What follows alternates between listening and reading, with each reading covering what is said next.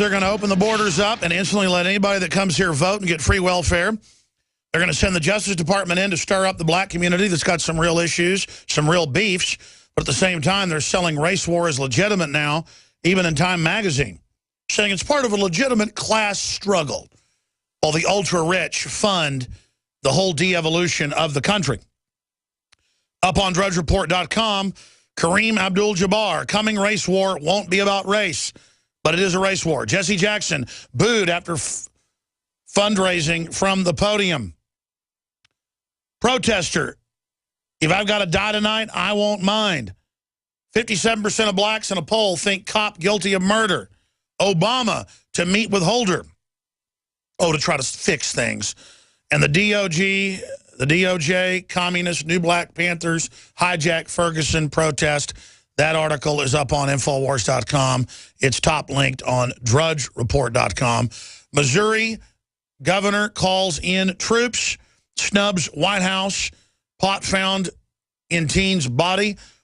I would imagine more than that was found, according to eyewitness reports. He seemed like he was really crazed, especially in that video robbing the store.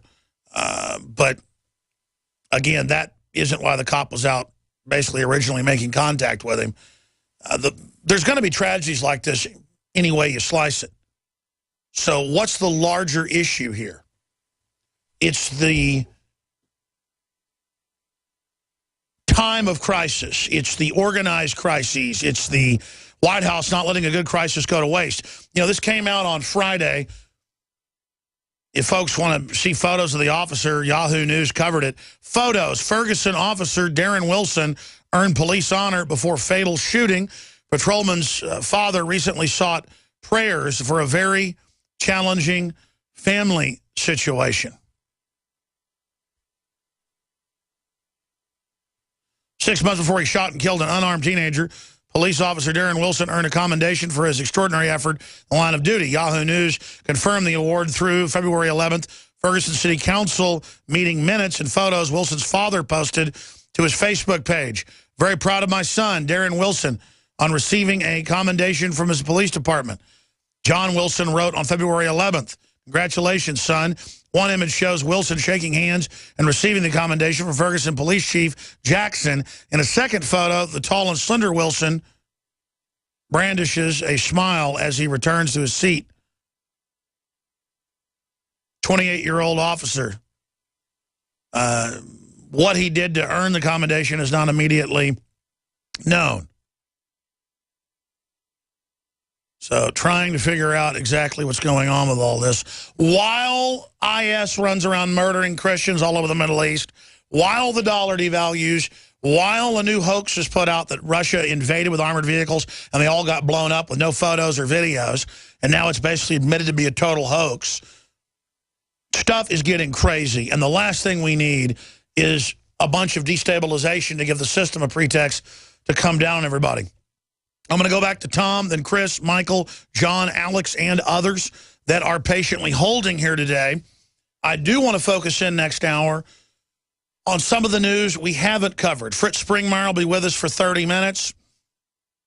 An author, researcher, lecturer, dealing on what makes the globalists tick, what their mindsets are. And then I had a chance to sit down with Joe Rogan for probably 45 minutes Saturday when he was here in town. It's a video interview.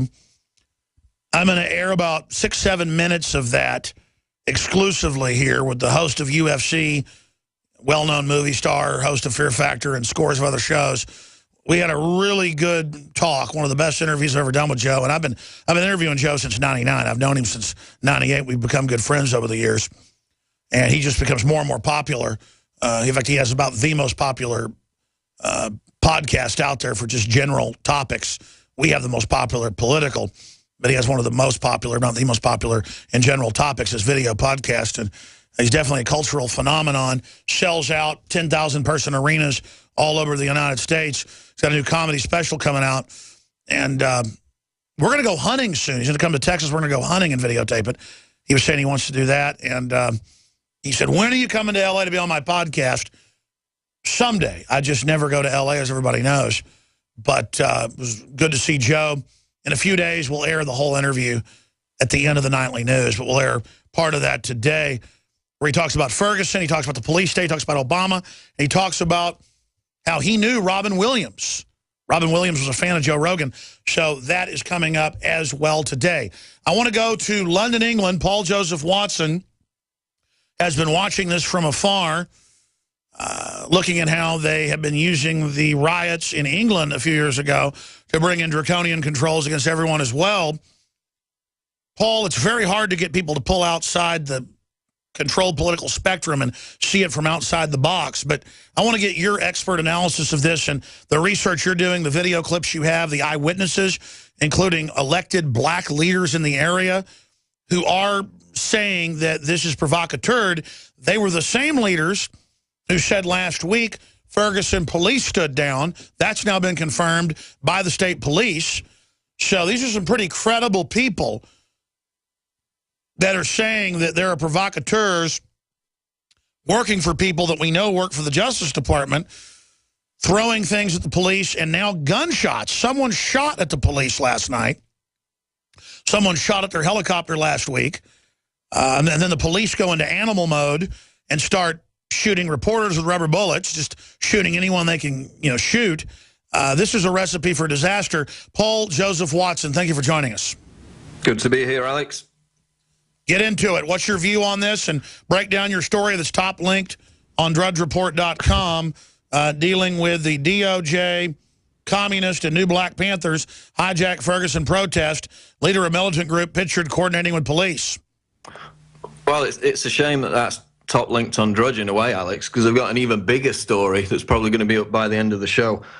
Of course, we've been talking about riots, preparations for civil unrest. Literally, I mean, you've been doing it for over 10 years, police state documentaries. We've been doing it intensively over the past several months, including just a month ago with the article you mentioned earlier about preparing for black Americans, preparing to arrest them, intern them.